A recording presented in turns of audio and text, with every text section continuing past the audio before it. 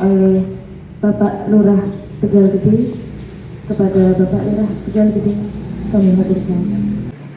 Assalamualaikum warahmatullahi wabarakatuh. Alhamdulillah wa syukurillah wa ni'matillah wa la hawla wa la quwwata illa billah. Asyhadu an la ilaha illallah wahdahu la syarika lahu wa Indonesia pemimpin KKN kolaboratif 238. Keliru dengan 236 gitu. Kemudian sebelum-sebelumnya juga ada si kasih PMKS, Pak Kasih dan seluruh staf kami gitu. Tapi sebelumnya saya hitung anak kakaknya kok ada 14 ya? Oh itu. Oh, itu. Saya pikir juga kok nambah ini kan. Mau pulang jadi tambah Pak, bahaya nih nanti ya. Ya itu. Masih kayak mahasiswa itu ya. Ya, saya ucapkan terima kasih atas dedikasinya selama 1 bulan ini ya. Dulu mungkin Pak Suksen KKN ini 1 bulan setengah ya Pak biasanya. Oh iya 2 bulan malah. Saya juga begitu. Makanya 1 bulan itu memang belum begitu terasa ya, belum begitu terasa. Memang 6 bulan gitu kan. Baru betul-betul terasa. Nah, juga sampaikan lagi terima kasih karena apa yang telah kita diskusikan di awal yang merupakan menjadi fakta integritas yang tidak tertulis di antara kita itu bisa terlaksana. Dianggap bisa terlaksana 90% lah. Karena waktu itu kan dengan membawa dengan PR yang besar yaitu masalah ketahanan pangan dan stunting. Kalau stunting ya pasti tetap ada. Sehingga kita coba cari ketahanan pangan yang berbeda, ya.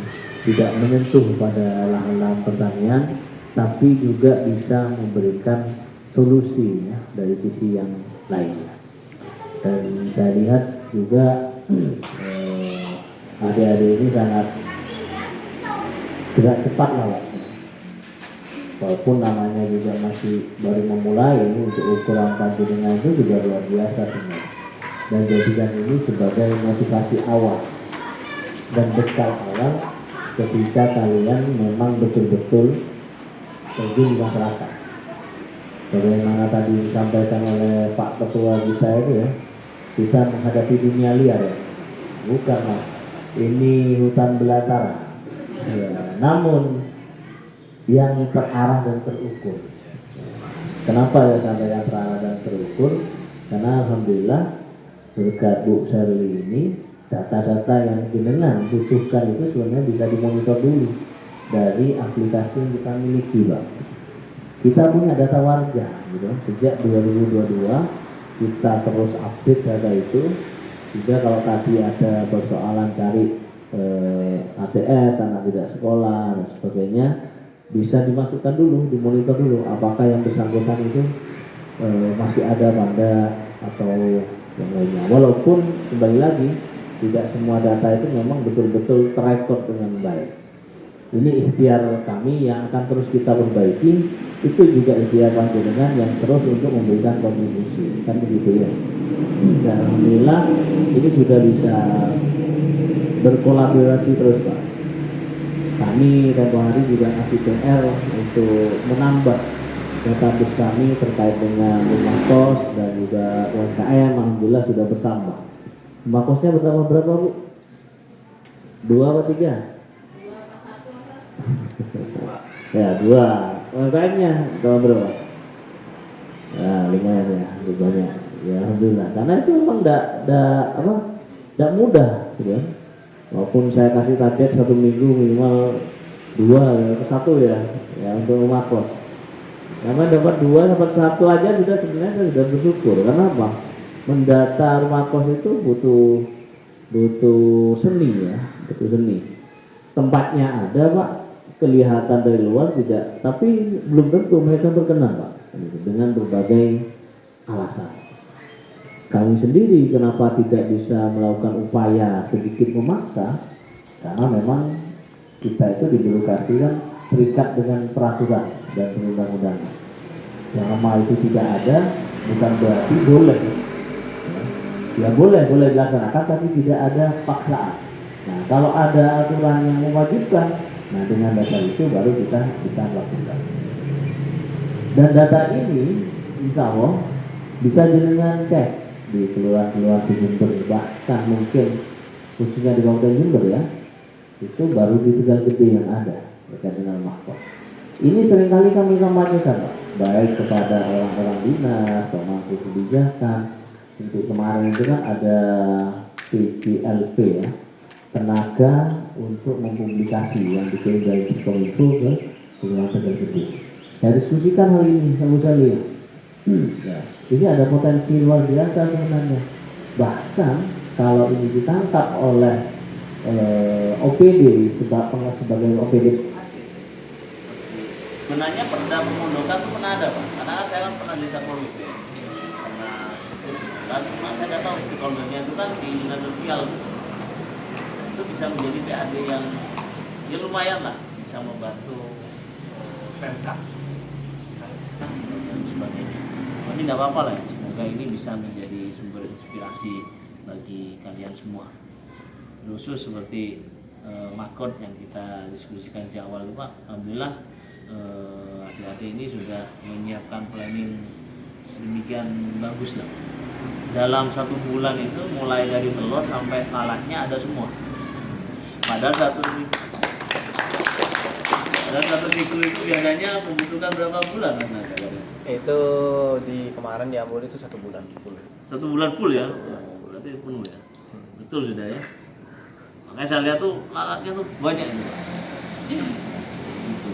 Tinggal memang ya kalau ini bisa menjadi inspirasi ya alhamdulillah di tempat panjenengan semua. Kalau mungkin ada tempat yang lainnya bisa menjadi ini informasi. Karena saya juga terinspirasi dari beberapa tempat terkait makro ini. Pertama di Bali yang saya pernah lihat di ya di kampungnya Mas Nanda ini. Nggak tahu apa dekat rumahnya apa enggak gitu aja. Nama Godpok itu. Kemudian di Jogja. Dan sebagian memang yang berada di daerah-daerah pariwisata, Pak. Masalah sampah kan menjadi masalah serius bagi mereka daerah pariwisata. Kalau sampah itu bisa terselesaikan dengan baik, yang ramah lingkungan, maka ternyata ini bisa menjadi potensi yang lainnya. Kalau orang hanya pelihara maggot, dia butuh lahan besar, butuh edukasi masyarakat sekitar dan sebagainya. Tapi yang kita butuhkan adalah bagaimana sampah-sampah organik itu yang ada di rumah-rumah warga ini bisa dikurangi dulu. Syukur-syukur nanti kemudian betul-betul dipilih, dipilah, dihabiskan. Sehingga yang betul-betul dibuang itu hanya yang residu saja, yang sudah tidak bisa didaur ulang, tidak bisa dijual kembali dan sebagainya. Yang ini sudah dilakukan oleh negara-negara modern. Seperti kalau kita lihat di Jepang, mungkin di Eropa, banyak dalam pengolahan sampah yang luar biasa. Mimpi kita memang besar gitu ya, tapi kan segala itu yang besar kan dimulai dari yang paling kecil. Minimal 1 maggot lah gitu, mengurangi. Ini mungkin semoga bisa menjadi tambahan ya, tambahan pemikiran bahwa ketika kita akan merubah sesuatu yang besar itu harus pastikan kita mulai dari sesuatu yang kecil, kita mulai dari diri kita sendiri. Dengan maggot sebenarnya kita ingin memimpikan, mengidam-idamkan negara Indonesia ini betul-betul bebas dari sampah organik, itu juga sampah anorganik. Karena apa? Jenengan mungkin tidak merasakan langsung.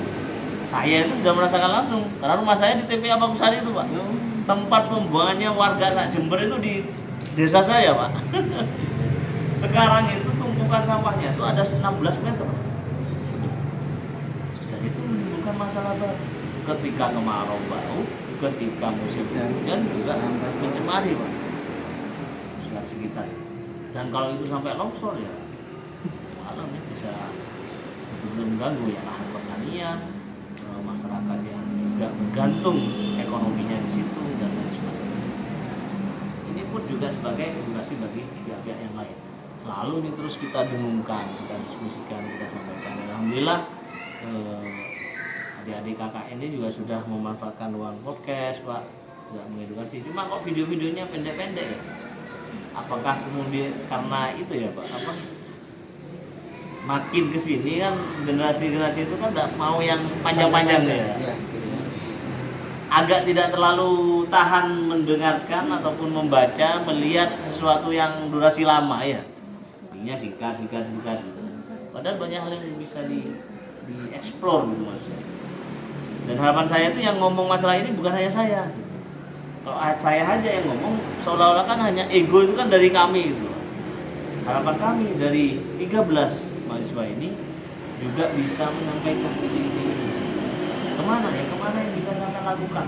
Apakah itu dalam diskusi kecil di kelas, gitu, ke masyarakat sekitar rumahnya ataupun dimanapun itu, bahwa kita bisa memberikan peran yang signifikan, yang baik bagi lingkungan kita, walaupun dengan cara yang paling sederhana.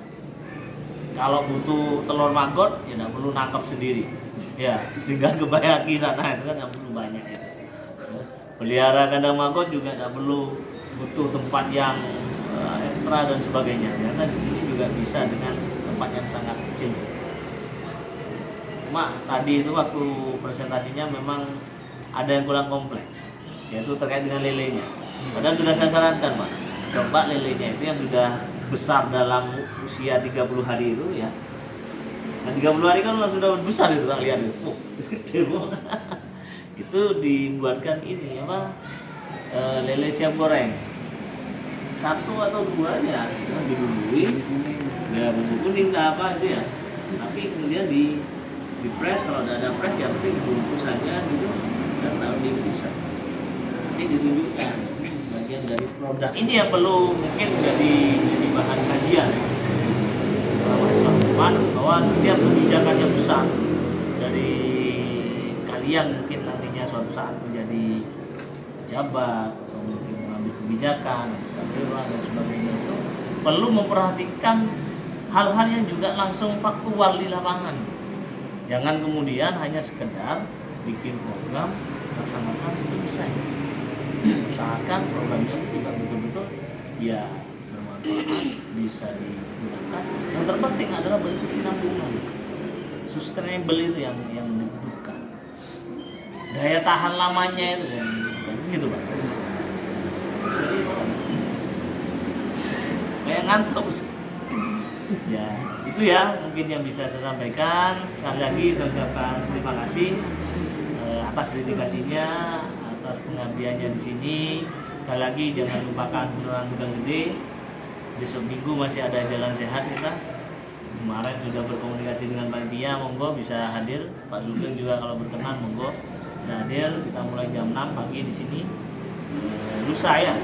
Besok kami ikut jalan sehat Tajum Pak. Sabtu ya, Sabtunya kita ikut Tajum. Minggunya jalan sehat lagi gitu. Oh minggu besok ini Iya, iya. Busali aja kuat, saya pasti harus kuat Pak. Kemudian tanggal 7 September, 2 minggu lagi kita akan melaksanakan karnaval budaya Pak. Dan alhamdulillah dalam 3 tahun terakhir ini 4 tahun ya, sejak tahun 2022 ini ya, Kelurahan Tegal Gede itu terkait dengan kegiatan karnaval itu selalu semarak, menarik dan atraktif. Artinya sangat menghibur gitu. Bahkan di tahun kemarin itu sampai diliput oleh Instagram yang dengan follower tinggi, kayak Jawa Sito gitu. Atraksi-atraksinya. Silakan kalau ingin tahu hadir saja di sini. Tapi kalau karnaval nanti startnya di Cafe Tawamangu itu. Cafe Tawamangu sampai ke ini biasanya apa? Maret pertigaan itu. Agar kita tidak masuk ke Jalan Masrib Pak. Kalau awal-awal kami muternya di Jalan Masrib, akhirnya banyak komplain dari masyarakat. Ya, sehingga kita fokus di sini saja. Dan yang terakhir juga apabila ada kesalahan, khilafan, kekeliruan dari kami mungkin saya mungkin dan sering-sering menyapa panjenengan semua ya, Gali, Pak Surip, Pak Saifullah dan seluruh staf saya di Kelurahan Tegal Gede ini maupun masyarakat kami juga di Kelurahan Tegal Gede, Pak RT, Pak RW yang ada ketersinggungan dengan panjenengan semua, mohon juga dimaafkan ya. Dan kalau memang masih ada persoalan yang belum tuntas, ya kita siap melakukan mediasi secara non litigasi gitu. Insya Allah tidak ada masalah yang tidak bisa diselesaikan asalkan kita mau bertemu, berkomunikasi. Itu aja dari saya, kurang lebihnya saya mohon maaf. Wa ma billahi wa billahi. Wassalamualaikum warahmatullahi wabarakatuh.